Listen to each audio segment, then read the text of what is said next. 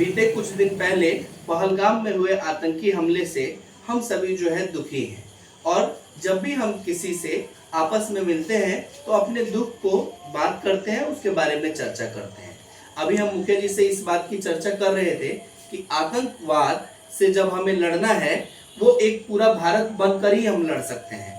हम इस लड़ाई को हिंदू, मुस्लिम या अन्य किसी जातियों में बंटकर विभाजित होकर अपनी इस लड़ाई को सशक्त रूप से नहीं लड़ सकते हैं। जिसने हमारे देश पर हमला किया वो पाकिस्तानी है और उसके बाद वो मुसलमान हो सकता है, लेकिन हम अपने सभी देश के मुसलमानों को इसके लिए टारगेट या फिर ये बोले कि हमारे सभी देश के मुस्लिम भाई भी गुनहगार हैं, तो कहीं से ये उचित नहीं है। कुछ व्यक्ति पैसे के लालच में या अन्य किसी भी चीज के लालच वश में आकर अपने देश से ही धोखेबाजी करते हैं, तो ना तो कोई आतंकवाद का जात है और ना ही हमारे देश में ही रहने वाले अगर कोई व्यक्ति वैसा जो है अगर आतंकवादियों की मदद कर रहा है तो उसकी भी कोई जात नहीं है।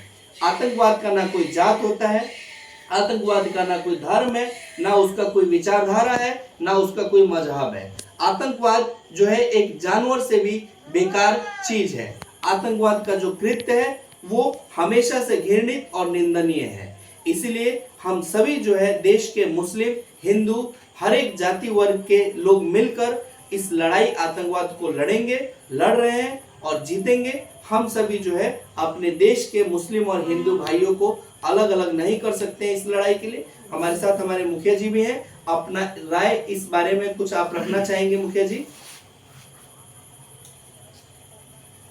जो बात सुंदरम बाबू कह रहे हैं, चाहे जो भी बुद्धिजीवी समाज के लोग इस देश में है, भारत वर्ष में, आतंकवादी का कोई जात नहीं होता है। आतंकवादी का कोई जात नहीं होता है, कोई धर्म नहीं होता है। छोटा आतंकवादी हो, छोटा ही आतंक से बड़ा बड़ा लोग माफिया बन जाते हैं। तो आतंकवादी का कई गो धारा होता है। तो जो भी आतंकवादी यहाँ गारंटी नहीं है कि मुस्लिम है, मुस्लिम भी हमारे देश में है, चाहे और भी कंट्री में है। तो सब मुस्लिम ऐसा नहीं है। आतंकवादी हिंदी भी हो सकते हैं, मुस्लिम भी हो सकते हैं। इसलिए आतंकवादी से निपटने के लिए हमें एक मजबूत और एकजुटता होना चाहिए, एक सशक्त कानून होना चाहिए। कोई भी आतंकवादी हो उसे हम हमारे देश अच्छा से लड़ सके, उस पर उचित कार्रवाई हो।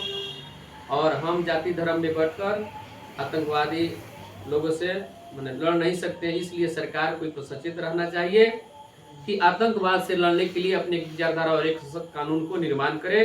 हम लोग का यही सुझाव है।